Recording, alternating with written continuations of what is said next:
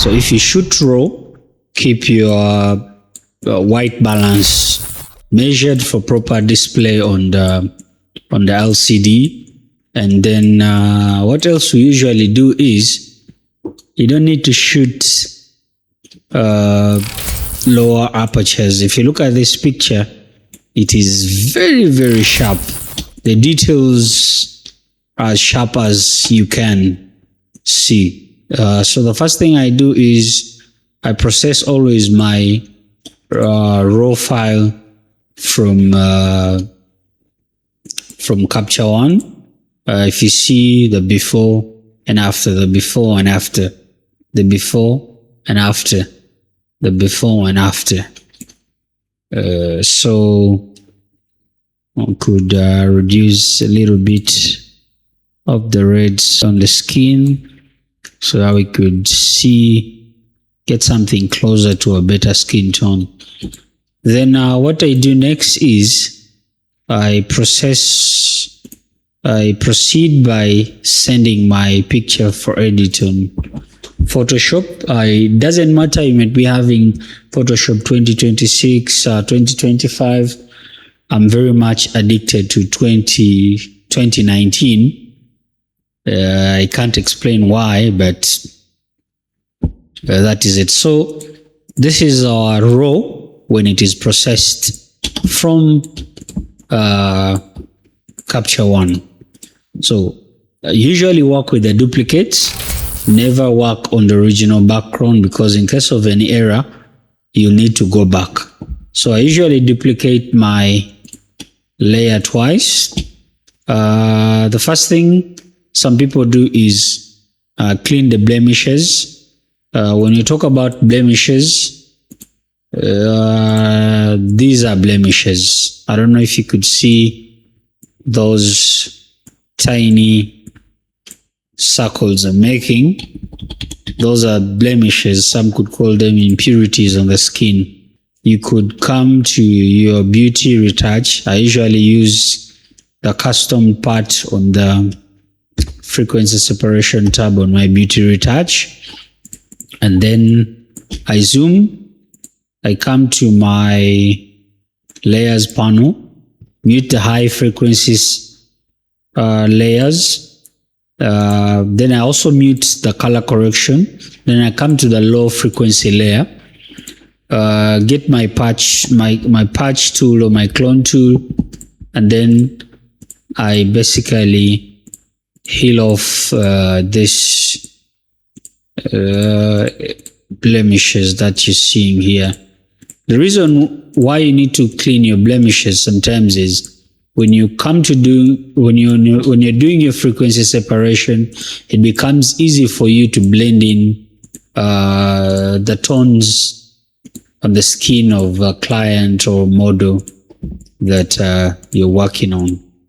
Once we're done with that, we bring back our correction tone layer.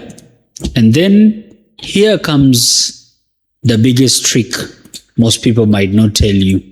The trick is we should always retouch either from the light tones to the dark tones or from the dark tones to the light tones. What I mean by that edit the highlights alone and the shadows alone.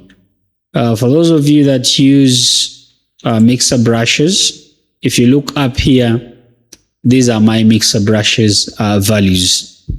So I'm going to increase our brush and start mixing the highlights while gently moving towards the shadows. The more strength you apply on your mouths, the more the Gaussian blur effect is seen on the skin of the model or client you're working on. You should be so careful, because when you don't brush properly, you might end up changing or deforming the nature of the client's face. Should be so careful. a simple explanation could be, you'd be like you're doing the toning with a pencil. For those that did fine art, could understand that. And the mixer brush would help us blend in some tones that were not properly placed by the makeup artist. Should be careful of the contour the makeup artist did, because contours, highlights, those are the basics of the human face formation, mostly to the females. So you don't forget the neck area. Also blending, following the light formations on the skin of the model or the client.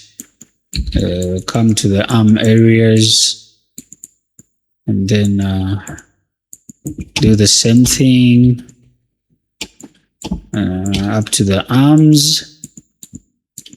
And then often, sometimes you need to relax. While editing, you need to relax. Don't rush. If you rush, you might find yourself blending tones off where you're supposed not to. Could mix up the hands here a little bit. And then still come back here. Look for the tones that are not... some people do frequency separation with the face very far. Sometimes you can zoom. So if we look at the before, after, basically what we retouched are tones that were not proper. But if you look at her skin, we still have the details visible. And that helps you to keep texture of something online. Thank you so much. This was my first episode of the Retouch With Me. And we shall be adding more and more with time.